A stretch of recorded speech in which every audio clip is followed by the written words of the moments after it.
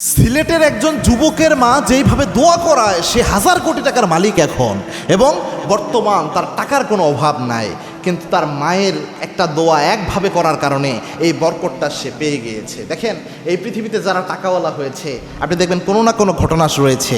সিলেটের একজন যুবক ভাই, আমার নামটা খেয়াল আসছে না, আমি একটা নিউজে দেখলাম তার ব্যাপারে, সে নিজেই জানিয়েছে বা কেউ একজন তার পক্ষ থেকে শুনে এটাকে কোট করেছে এইভাবে যে তার মা একবার বিশাল একটা অসুস্থ অবস্থায় ছিল।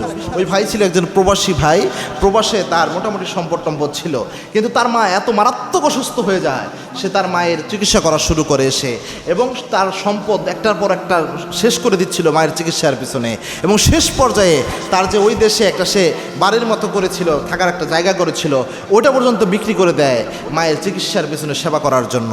এবং সে যে তার মায়ের সেবা করার জন্য তার স্ত্রীকে দিয়ে সে সেবা করায় নেয়, কেননা স্বাভাবিকভাবেই একজন ছেলের বউয়ের কখনোই দায়িত্ব না যে তার শ্বশুর শাশুড়ি সে সব খেদমত করবে, এটা ছেলের বউয়ের উপর ওয়াজিব কোনো দায়িত্ব না, ছেলের উপর দায়িত্ব, ছেলের উপর এহসান করে তার স্ত্রী, যার কারণে অনেক ছেলের বউ তার শ্বশুর শাশুড়ির খেদমত করে, মূল দায়িত্ব কিন্তু ছেলের উপর।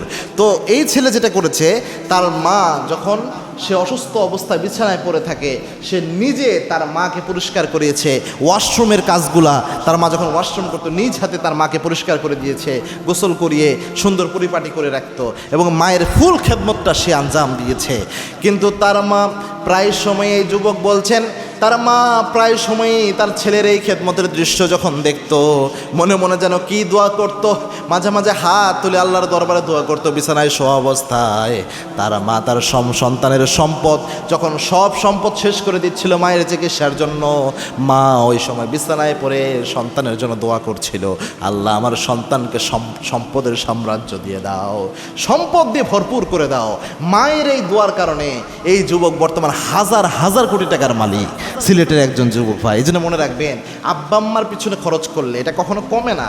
যদি আপনার আব্বা আম্মার সামর্থ্য না থাকে, একদম নিরুপায় অবস্থায় থাকে, সেক্ষেত্রে আব্বা আম্মাকে সহযোগিতা করেন, তাদের দায়িত্ব নেন, এটা অবশ্যই বরকত দেয়। সামর্থ্য থাকলে এটা ভিন্ন কথা, তাদের অনেক সামর্থ্য রয়েছে, আপনারই পারলে সামর্থ্য কম, এটা তো আলাদা হিসাব। বাট একদম সামর্থ্য নয়, আপনার উপর ডিপেন্ডেন্ট, তখন তাদের দায়িত্ব পালন করা আপনার সবার আগে আপনার উপর এটা বর্তায়, এটা মারাত্মক একটা বিষয়। এবং আল্লাহর হাবিব সাল্লাল্লাহু আলাইহি ওয়াসাল্লাম জানিয়েছেন, কেউ যদি চায় তার রিজিকে বরকত হোক, সে যেন তার আত্মীয়তার সম্পর্ক জোড়া লাগায়, রেহেমের সম্পর্কগুলোকে যে যেন সে জোড়া লাগায়, রেহেমের যে সম্পর্ক রয়েছে, রক্তের সম্পর্ক, এগুলো যেন জোড়া লাগায়। আর সবচেয়ে গুরুত্বপূর্ণ সম্পর্ক হচ্ছে মায়ের সাথে যে সম্পর্কটা, এজন্য আমরা যেন এখানে ভালো আচরণ করতে পারি। আল্লাহ আমাদের সকলকে এটা বোঝার তৌফিক দান করুন, আল্লাহুম্মা আমিন।